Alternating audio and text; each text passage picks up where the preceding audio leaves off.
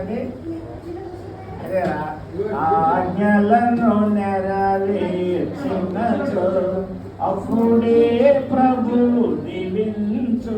ఎప్పుడైతే మనం ఆజ్ఞల్లో నిలబెడతామో ఆశీర్వాదాలేక నీకు వారసుడు అయిపోతాను. వీళ్ళరా, దేవుడు నన్ను దీవించడం మొదలెట్టాడు. నేను కాంట్రాక్ట్ పనులు చేసేవాడిని, అంటే పెద్ద పెద్ద కాంట్రాక్ట్లు కాదు, సబ కాంట్రాక్ట్లు అంటారు. కాంట్రాక్ట్ కింద కాంట్రాక్ట్. నేను అక్కడ ఉంటే మారు మనసు పొందనని, సావాసం లేదుగా, ప్రార్థన లేదుగా, మందిరం లేదుగా, పరిచర్య లేదుగా, కాబట్టి నన్ను అసరాపేట తీసుకొని వచ్చాడు. అక్కడ బస్ స్టాండ్ కడతా ఉన్నారు, దానికి మెటలు సోలింగ్ అన్ని పరవటం. నేను సబ్ కాంట్రాక్ట్గా తీసుకొని అక్కడ పనిచేయడానికి 30 మందిని ముఠాన్ని తీసుకొని వచ్చాను. నేను ఇంటర్నెట్ సువార్త ఎవరి హోమ్ క్రూసేడ్ అని ఇంటర్నెట్ సువార్తల సావాసానికి వెళ్ళటం మొదలెట్టాను. నేను బైబిల్ని బాగా చదివేవాడిని, బైబిల్ ప్రకారంగా నడిచేవాడిని. ప్రియమైన వారులారా, ఆ ఎవరి హోమ్ క్రూసేడ్లో నాకు నచ్చల వాళ్ళ ప్రవర్తన, వాళ్ళ భక్తి, వాళ్ళ విధేయత, వాళ్ళ నమ్మకత్వం, వాళ్ళ యథార్థత నాకు నచ్చలేదు. అప్పుడు సత్యం కోసం అన్వేషించడం మొదలెట్టాను. నేను ప్రార్థన చేశా, సేవకులను చూసా, డైరెక్టర్లను చూసా, డినామినేషన్లను చూసా, అనేక సంస్థలు, అనేకమైనటువంటి వాళ్ళని చూసా. నీతిగా నిజాయితీగా ఎవరు కూడా నాకు కనపడలేదండి బైబిల్ ప్రకారంగా. మరి ఇక్కడ ఎంతమంది ఉన్నారో నాకు తెలియదు దీని ప్రకారంగా నడిచేవాళ్ళు. అప్పుడు నేను అనుకున్నా, మనసులో ఆనందం లేదు. కూర బాగులేకపోతే కడుపు నిండా అన్నం తింటావా? నీ చెవులకు కనుక సత్యము, నీతి, పవిత్రత, యథార్థత, పరిశుద్ధాత్మ వాక్యం కనుక నీ చెవులో నుండి నీ మనసులోకి దూరకపోతే నీ మనసు నిండుద్దా? తృప్తి లేదు. అందుకే ప్రియులారా, జీవితం అంటే భక్తికి తృప్తి అవసరం. అందుకే దేవుడు అన్నాడు, సంతృష్టి సహితమైన దైవ భక్తి గొప్ప లాభ సాధనమై ఉన్నది. ఈ లోకంలోకి ఏం చేయాలా, ఏం తీసుకొని పోలేము.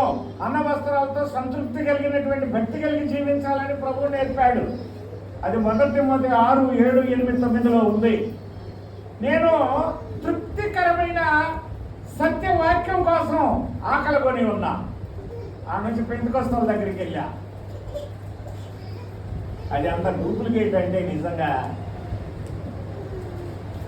పెద్ద డూప్లికేట్. ఆ పెంటెకొస్తలు నాకు చూసా. ఇక అవన్నీ చెప్పడానికి మనకు టైం లేదు కాబట్టి నేను చెప్పను. అక్కడ కూడా నాకు నచ్చలేదు. ప్రియులారా, నేను మారు మనసు పొందినంటే నేను పరిశుద్ధాత్మ నాలో దిగివచ్చేసింది. ఒక మంచి జీవితం, నీతి జీవితం, యథార్థ జీవితం, పవిత్ర జీవితం మీద ఆశ ఎక్కువైపోతా ఉంది. ఇక ఇదివరకు నేను చేసిన పాపిష్టి జీవితం, కులం, మతం, జాతి, సాంప్రదాయం, సంస్కారాలు ఆ యెషయాలో ఉంది. మానవుని నీతి ఎలా ఉందంట? మురికి పేలికలు. అంత అసహ్యంగా కనపడింది నాకు. ఇక చాలా మందికి అది ఆనందంగా, సరదాగా కనపడుతుంది. వాళ్ళకి పాపిష్టి జీవితమే బాగుంది, కానీ ఇది ఎలా ఉందంట? దాంతో దీన్ని కూడా జమ కట్టి నడుపుతున్నారు. ప్రియమైన వాళ్ళారా, ఇక చెడుగు నుండి, పాపము నుండి నేను బయటికి రావటం మొదలెట్టేశాను. పరిశుద్ధాత్మ దేవుడు సత్యవాక్యం వలన ప్రతిష్ఠితులుగా చేసి సర్వసత్యంలోనికి తీసుకెళ్ళిపోతా ఉన్నాడు. చేయకూడదు ఏదో, చేయదగింది ఏదో నాకు అర్థమైపోతా ఉంది. కాబట్టి అందుకే పరిశుద్ధాత్మ ఉంటేనే నీకు అర్థమైంది మంచి ఏదో చేయలేదో. లేకపోతే ఇలా బోధకులు కూడా నిన్ను తప్పుడు మార్గంలో నడిపిస్తారు. మన హెబ్రోను సహవాసంలోనే ఇలా చేయకూడదని చేస్తున్నారా? తిమోతి గారికి చేశారా? జ్ఞాపకార్థ కోరిక భక్సింగ్ గారికి చేశారా? మరి వీళ్ళు ఎందుకు చేసుకుంటున్నారండి? ఎందుకు చేసుకుంటున్నారు చెబుతావు తల్లి? మొగమాటం ఎక్కువైందండి. వద్దంటే కాదంటే పోతారేమో. పోతే పోనీ 4 రెండాసాలండి నెంబర్ 1. ఎందుకంటే తుక్కుదూలి చేనంతా ఇప్పుడు ఎకరానికి 7-8 మళ్ళు ఉన్నాయి. గట్టి పంట 2 మళ్ళు పండినా చాలు. ఈ 6-7 అంతా తాలు తప్పక పండితే ఏం సుఖం. అందుకే ఈనాడు చదువు మాట 2 తిమోతి 3వ అధ్యాయం 5వ వచనం. అంత్యకాలం భక్తి అంట. 5 చదువురా. పైకి భక్తి గల వారి వలె ఉండి, పని చేసుకోగానే సరిపోదు, తెల్లబట్టలు వేసుకోగానే సరిపోదు. పైకి భక్తి గల వారి వలె ఉండి దాని శక్తిని ఆశ్రయించని వారునై ఉందురు. ఇలాంటి వారికి దూరంగా ఉండు అన్నాడు. నా మనసు అదేంటి. ప్రభుత్వం సరిగా నడవని వాడు, నడవని జీవించే వాళ్ళు ఉంటే మాట్లాడబుద్ధి కూడా కాదు నాకు. ప్రభుకి ఇష్టమైందే నేను కోరుకుంటా. వీళ్ళరా ఆత్మీయ రోషం ఉండాలి. ఏముంటాలా? మరే ఇవాళ మైక్ పెట్టారంటే పెట్ట మీద అన్నారేనా? మైక్ అక్కర్లేదండి. యాకోబు పత్రిక 5వ అధ్యాయము 16 నీతిమంతుడి విజ్ఞాపన. ఏమండి, పాపానంతా విడిచి, స్వయాన్ని విడిచి, స్వార్థాన్ని విడిచి, లోకాన్ని విడిచి, కులం మతం ఈ దరిద్రమైన సాంప్రదాయాలను విడిచి ప్రభువులో అంటుకట్టుబడిన వారు చదువు అంట మాట. నీతిమంతుని విజ్ఞాపన అంటే ప్రార్థన మనఃపూర్వకమైనదై బహు బలము గలదై ఉండును. చాలు. ఇలా సువార్త ఎవరికి కావాలండి? సువార్తకు చోటు లేదు. ఈ మందిరంలో ప్రార్థన చేసే వాళ్ళు ఎలా ఉండాలంట? నీతి నిజాయితీగా నడవాలి తల్లి. నీ ఇంటిలో కూడా దేవుడికి మహిమ వచ్చేలాగా నిలబడి. అర్థమైందా? నీతి అంటే అర్థం ఏంటండి? యెహోవా తనతో చెప్పిన ప్రకారము అబ్రహాము వెళ్ళెను, అది అతనికి. ఇవాళ నువ్వు నేను పొద్దున సాయంకాలం బైబిల్ చదివి ఇక్కడ దైవజనులు ప్రకటించే వాక్యానికి లోబడి విధేయత కలిగి ఆ వాక్యానుసారంగా నడవటమే వాక్యాన్ని ఈ మందిరంలో మళ్ళీ ఒప్పచెప్పాల నువ్వు. అది నీతి. దొంగలు ఏం చేశారంట? దొంగలు ఏం చేశారంట? కాదు, ఊళ్ళు పంచుకున్నారు. ఇవాళ కొంతమంది దొంగలు బయలుదేరి సంఘాన్ని పంచుకుంటున్నారు.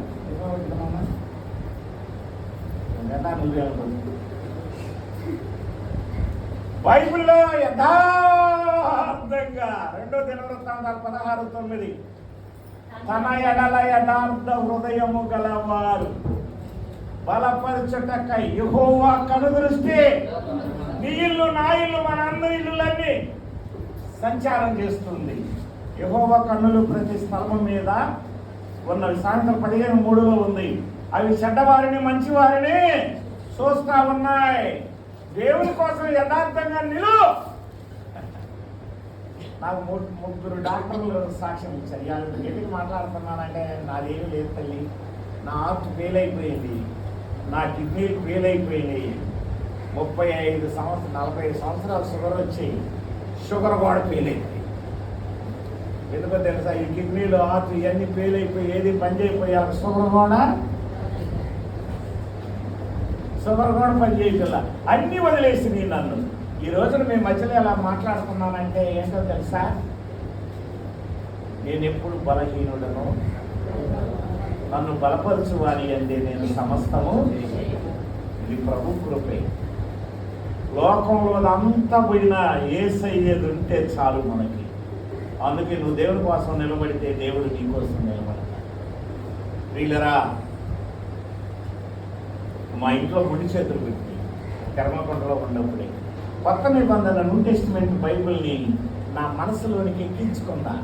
నా హృదయం మీద పలక మీద రాయబడినాయి. మా ఇంట్లో మొండి చేతులు పెట్టినాయి. వాటిని ఉపలమ్మ అంటారు, పరిసరాములు హస్తాలు అంటారు. అవి చెడి వాసన వచ్చేస్తాయి. అవి హస్తాల్లాగానే వస్తాయి. వీళ్ళరా అవి లేకపోతే హిందువులు ఇంట్లో ఉండరు. 3 నెలలు ఆ ఇంటికి తలిపేసి రక్కిస్ పంప ఆ కంప ఈ కంప కొట్టి 3 నెలలు దీపం ముట్టింది. నేను బైబిల్ చదువుతుంటే మొత్తం 7:24లో ఒక మాట ఉంది. ఈ నా మాటలు విని వాటి చొప్పున చేయు ప్రతి వాడు బండ మీద తన ఇల్లు కట్టుకొనిన బుద్ధిమంతును పోలి ఉండను. వాన కురిసెను, వరదలు వచ్చాను, గాలి విసిరి ఆ ఇంటి మీద కొట్టాను. కానీ ఏ బండ మీద ఉంది అది? మొదటి కోరింది 10:5 ఉంది. ఆ బండ యేసయ్య వాక్యం మీద ఆధారపడి జీవించాలి. ఆ ఇంట్లో ఆ ఊరోళ్ళందరూ కూడా ఉండకూడదు అని అంటే నేను ఆ ఇంట్లోనే ఉన్నా. దేవుని నిత్య ఏర్పాటులోనికి, నిత్య సంకల్పంలోనికి వెళ్ళిపోయా నేను అప్పటికే. ప్రియులరా,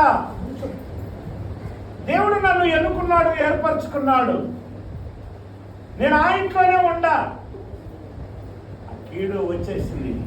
ఎందుకంటే విశ్వాసం మటుకు ఘనమైన బలమైన విశ్వాసం ఉంచా కానీ క్రియల్లో ఇంకా సంపూర్ణమైన మార్పు రాలేదు.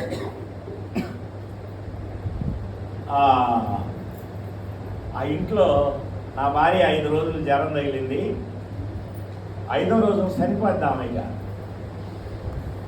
తెల్లవారుజామున ఇంతెత్తు బాబు యవనస్తుడు, నిక్కరి, బన్ని, కర్ర, తలగొడ్డ, తోలు చెప్పులు వేసుకొని వచ్చాడు. ఎవరయ్యా కోటేశ్వరరావు అన్నాడు. నేనే బాబు అన్నా. నువ్వు సాయంకాలం లోపల ఇంట్లో ఉండకూడదు. వాడు చనిపోతే మళ్ళీ లేనిపోయిన దండగా దొరగారు ఇక్కడి నుంచి నిన్ను వెళ్ళమన్నాడు అని చెప్పి వెళ్ళిపోయాడు. తీసి తెల్లారుతా ఉంది. నేను ఎప్పుడైతే వాక్యానుసారంగా దైవాత్మానుసారంగా జీవించడానికి మారు మనసు రక్షణ తీర్మానం చేసుకున్నానో ఆ రోజే దేవుని నిత్య సంకల్పంలోకి వెళ్ళిపోయా నేను. చూడండి, దేవుని దూత వచ్చి చెప్పేసింది, సాయంకాలం లోపల ఇక్కడ ఉండకూడదు, వెళ్ళిపోవాలా అన్నాడు. సరే బాబు అన్నా. వెళ్తా మళ్ళీ చెప్పి వెళ్ళిపోయాడు. ఆ అబ్బాయి పీసి తెల్లారిపోయింది. మాకు మట్టి పని చేయడానికి ఆ కోయలో మా పనికి వస్తున్నారు. అప్పుడు నేను చెప్పా, కోసం బుచ్చమ్మని ఒక అమ్మాయి, కోయల అమ్మాయి, బుచ్చమ్మ మేము మీ ఇంట్లోకి వస్తాము, దేవుడు ఇక్కడ వద్దన్నాడు మమ్మల్ని అని చెప్పాను. అది పాడుపడిన 100 దెబ్బ మీద ఇల్లు కట్టుకున్నాం మేము ఆ ఊళ్ళో. ఏమో నీ ఇష్టం, మరి మా ఇంట్లోకి వచ్చిన వాళ్ళు ఎవరు బాగోటం లేదు, నువ్వు 2 పిల్లలు ఉన్నారు కదా అన్నది. మేము మీ ఇంట్లోకి వచ్చే మీ రోగాలు కూడా పోతాయి, మేము దేవుడిని నమ్ముకున్న వాళ్ళం, అయితే ప్రభు అక్కడ ఉండొద్దు అన్నాడు అని. ఆ తెల్లవారి సాయంకాలం 5 అయిందండి. కూలీలతో సామాన్ అంతా మోసేసాం. ఇక చిమ్ముని చీకట పడుతుంది. నా భార్యనే లెగమన్నా నేను. మేము ఇక్కడ వెళ్దాం, మరి ప్రభు ఇక్కడ ఉండొద్దు అన్నాడు అని నేను లెగలేనయ్యా, కూర్చోలేను అన్నది. ఆమె లేపి ఊతకర్ర ఇచ్చా. ఈ 2 చేతులతో ఆమె చెయ్యిని పట్టుకొని మేము ఉండే ఇంటికాడ నుంచి మేము వెళ్ళే ఇల్లు పర్లాంగు దూరం 2 సార్లు కూర్చుంది ఆమె. ఆడికి వెళ్ళాక, వీళ్ళరా మా దగ్గర మా పిల్లల్ని ఎత్తుకోవడానికి మా మరదలు ఉంది ఒక అమ్మాయి. ఆమె ఏదో వంట చేసింది, ఏదో ఒక ముద్ద తిని కుటుంబ ప్రార్థన చేసుకొని పడుకున్నాం. నా భార్య పొద్దున్నే లేచి మేము ఉన్న ఇంట్లో ఆ పొయ్యి మీద అన్నం వండి క్యారేజీలో పెట్టి 6:30కే మేము పనికి వెళ్ళేవాళ్ళం. ఆ జనాల్లో పిల్లలు కూడా వచ్చేవాళ్ళు ఆ టయానికి. లెగజాలే టైం అవుతుంది, మరి పని వాళ్ళు వస్తారు కదా, పనికి వెళ్ళాలని లేపింది. ఏంటి నీకు బాగుందా అన్నా నేను. నాకు బాగుంది అన్నది. ముఖంకి వెళ్ళి చూసా, జీవకళ, ఆరోగ్యవంతమైన జీవితం. సాయంకాలం వచ్చేటప్పుడు ఎలా తెచ్చానండి ఆమెని? చేతి కర్ర మీద చేయి పట్టుకొని నడిపించుకుంటూ వచ్చా. తెల్లారి పాటికల్లా ఫిలిప్పీ 3:10-11 చదువురా.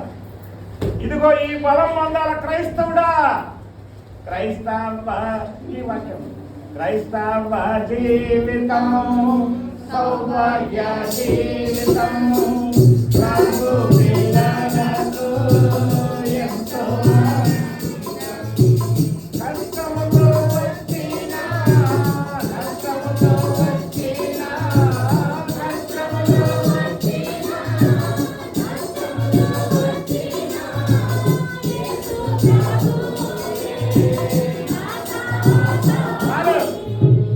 చదువు. ఇప్పుడు చదువు 3:10. ఏ విధము చేతనైనను మృతులలో నుండి ఈ సత్య సమాజంలో నుండి నాకు పునరుత్థానం కలగవలెనని ఆయన మరణ విషయములో సమానానుభవము గలవాడని ఆయనను ఆయన పునరుత్థాన బలమును ఎరుగు నిమిత్తము ఆయన శ్రమలలో పాలివాడనై ఉండుట ఎట్టిదో ఎరుగు నిమిత్తము ఈ డబ్బుని, ఈ లోకాన్ని, ఈ బంగారాన్ని, మనుషుల మెప్పుని అన్ని నువ్వు పెంటతో సమానంగా ఎంచుకుంటేనే పునరుత్థాన బలం అంటే ఏంటో నీకు అర్థమైంది. ఇప్పుడు నా భార్య ఎలా వేసిందంటారు? ఏ బలం? ఒక టాబ్లెట్ కూడా వేయలేదండి. ఆర్ఎంపీ డాక్టర్ని పిలిచి నీ సాక్ష్యం ఎలా ఉంది ఈ లోకంలో? అప్పుడు 44 సంవత్సరాల క్రితం చేసిన ప్రార్థన ఈ రోజు కూడా గుర్తుంది నాకు. నా భార్య ముఖంకి వెళ్ళి చూసి అలాగే చీమకళ కనపడుతుంది. ఏంటి నీకు బాగుందా? అంత చేతులు మేము పట్టుకొచ్చా, ఏంటి కల్లారిపాటికే నీకు ఇంత బలం ఎలా వచ్చింది? ఎవరు మాట్లాడితే మేము ఇక్కడికి వచ్చాము ఆ నైటు? దేవుని దూత. ప్రియమైన వారులారా, కీర్తన 34:7 ఏముంది? యెహోవా యందు భయభక్తులు గల వారి చుట్టూ ఆయన దూత కావలి ఉండి వారిని రక్షించును. భయం ఉండాలండి. దేవుడికి ఇష్టం కాదు మానేయాలి జీవితంలో. అసలు కళ్ళెత్తి కూడా చూడకూడదు, కాలు కూడా పెట్టకూడదు. రోషంగా పౌరుషంగా అపొస్తలుడైన పౌలు వలె నువ్వు నేను బతకాలి దేవుని కోసం. ఆ పక్క మీద మోకరించి నేను, నా భార్య, మా పిల్లలిద్దరు చిన్నపిల్లలేమి, మా మరదలు ప్రార్థన చేశారు. ఆ రోజు ప్రార్థన ఈ రోజు కూడా గుర్తే నాకు. ఏంటో తెలుసా ప్రార్థన? ప్రభువా, ఆపత్కాలంలో, మరణకాలంలో, శ్రమ కాలంలో మాట్లాడే దేవుడు అయ్యా నువ్వు. ఏమండి, మాకు ఆ నైట్ నా భార్య చచ్చిపోతే నా ఇంట్లో ఉంటే ఎవరు కాపాడారమ్మా? మరి ఎవరి కోసం బతకాలి? అంతేనా? నిజమేనా? ప్రియమైన వారులారా, అయితే ప్రార్థన చేసా. యేసయ్యా, నేను అప్పుడు ఇంకా మాత్రమే అనుకుంటున్నా, మార్గం జీవం సత్యం అనుకోవటంలా. ఒకటి యేసయ్యా, కానీ ఈ మతంలోకి దిగాం, కానీ దీని గురించి ఎలా ఉండాలో, ఎలా నడవాలనో, ఎలా జీవించాలనో, ఎలా బ్రతకాలనో మాకు ఇంకా సరిగా అర్థం కావట్లేదు. మాకు దీన్ని తేటగా చెప్పేవాళ్ళు ఎవరు లేరు, సంఘం లేదు, సావాసం లేదు. కాబట్టి ఒకటి యేసయ్యా, యేసుని నమ్మిన వాడు ఇలా నడవాలంటే నడుస్తా యేసయ్యా. యేసుని నమ్మిన వారికి ఇది ఉండకూడదంటే ఇమ్మీడియట్ గా తీసేస్తా యేసయ్యా. యేసుని నమ్మిన వాడు ఇలా చేయకూడదు అంటే ఇమ్మీడియట్ గా మారేస్తా యేసయ్యా. నీలాంటి మంచి దేవుడు దొరికాడంటే ఇది కోట్ల కంటే, ఐశ్వర్యము కంటే గొప్ప భాగ్యము యేసయ్యా. కానీ ఒకటి యేసయ్యా, మీరు ఎలా చెప్తే నేను అలా నడుస్తా, అలా జీవిస్తా, అలా నా బ్రతుకు కాలమంతా ఉంటా. కానీ ఇప్పుడు నాకేదో తెలిసి తెలియని రూటులో నడుస్తున్నా యేసయ్యని 40 సంవత్సరాల క్రితం ప్రార్థన చేసుకున్నా.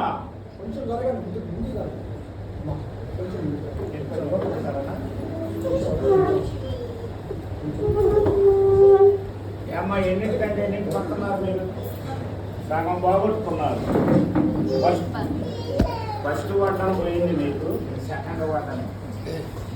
చూడండి, ఈ రోజు వరకు చూడండి, మొన్న మధుబాబు గారిని పిలిచా. అక్కడ ఆయన ఒకపాడు బ్రదర్ వచ్చారా? పీటర్ గారు వచ్చారా? ఒకపాడు పీటర్ గారు వాళ్ళ ఇంటికాడ మధుబాబు గారిని పిలిచి మీటింగ్ పెడితే మా సంఘాన్ని 300 మందిని తీసేసి దుర్మార్గులు. వాళ్ళ దుర్మార్గులు అనాలన్నా సన్మార్గులు అనాలన్నా? మీరు చెప్పండి. పాపం లేచాను. అయితే వాళ్ళ మీద నాకు కోపము, ద్వేషము, అసూయ రేగిపోతుంది. పనుకున్నా నిలబడతారా? మరి మధుబాబు గారి ద్వారా దేవుడు ఏం మాట్లాడాడంటే, పరిశుద్ధాత్మతో నీకెవరి మీద అన్న ద్వేషం కానీ, కోపం కానీ, అసూయగా ఉంటే ముందు నువ్వు చేస్తావు, వాళ్ళు బాగానే ఉంటారు. అలాంటిది ఉంటే తీసేసుకో. నువ్వు వెంటనే వాళ్ళని దేవుడికి వదిలేసేసుకో. అది నీకే ప్రమాదము. అలాంటి వాళ్ళు ఎవరన్నా ఉంటే ఈ నైట్ చేతులు ఎత్తండి, మీ కొరకు ప్రార్థన చేస్తానన్నాడు. సరే, నాకు ఉండగా సంఘాన్ని పాడు చేసిన ఉండగా అప్పుడు నేను వెంటనే, ప్రభు ఇది నా ప్రాణానికి చేతులు, నాకు ప్రమాదకరం, నాకెందుకులే కానీ వాడి సంగతి నీకే వదిలేస్తామని నేను వెంటనే చేతులు ఎత్తి ఈ రోజు నుంచి వాళ్ళ మీద ద్వేషం కానీ, కోపం కానీ, అసూయ కానీ లేకుండా తీసేసుకుంటున్నానని వెంటనే తీసేసుకున్నాక నా మనసు ఎంతో చల్లబడింది, నెమ్మదిచ్చింది. శాంతి, సంతోషం, సమాధానములు సదా యేసులో దొరుకును.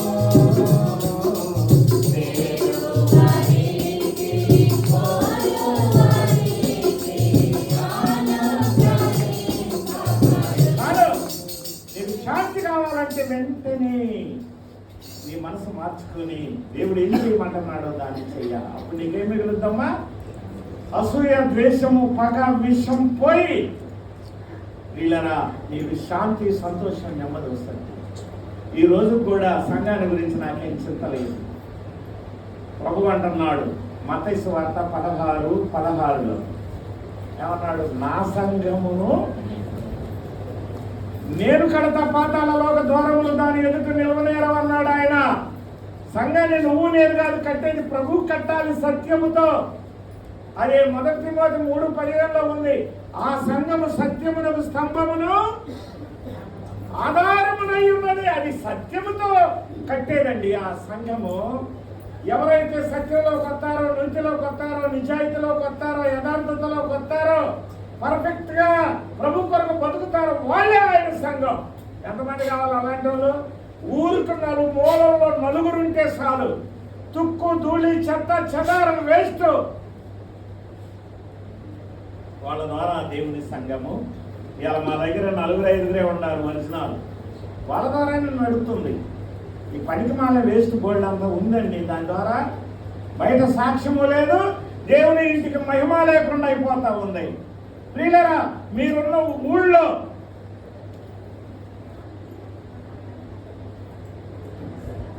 మీరు దేవునికి ఆశీర్వాదకరంగా, దీవెనకరంగా ఉండాలి.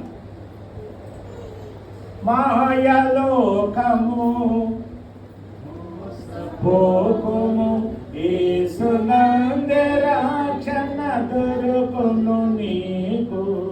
బంధుమిత్రులు, భార్య బిడ్డలు, ధనము ధనము అండ చందము, అవి అన్నియును నీటి బుడగలే, సమాధితోనే సమాప్తం. ఇది మాయలోకం.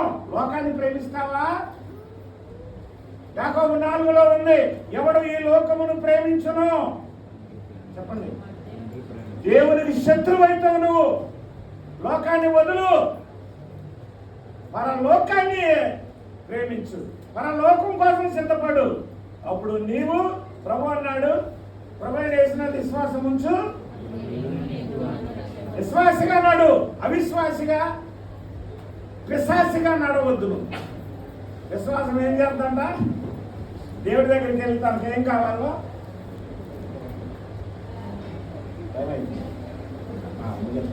జాగ్రత్త.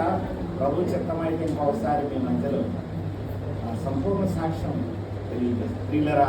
ఈ రోజున 46 సంవత్సరాలు ఈ బైబిల్తో నేను నడుపుతున్నా. నాతో బైబిల్ నడుపుతుంది. ఆది యందు వాక్యం ఉండెను, వాక్యము దేవుని యొద్ద ఉండెను, వాక్యమే, ఆ వాక్యమే కృపా సత్య సంపూర్ణుడుగా. ఇవాళ మీ మధ్యలో దేవుని వాక్యము నిలబడిందని అంటే కృప సత్య సంపూర్ణుడు. కాబట్టి ఇప్పుడు నాలో ఏం లేదు, దేవుని కృపే. నా ప్రియమైన స్నేహితులారా, కాబట్టి నా ద్వారా 5 మందిరాలు కట్టాడు దేవుడు. నేను గట్లా ఆయన కట్టుతున్నాడు. నన్ను అలా నిలువ పెట్టాడు.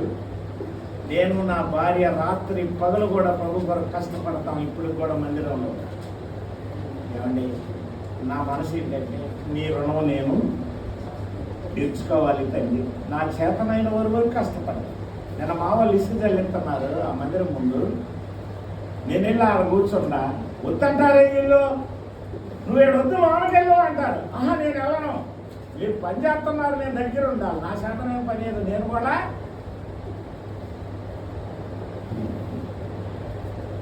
ఓపిక ఉన్నంత వరకు, నాకు బలం ఉన్నంత వరకు నీ సేవ చేయాలి ఏసయ్యా.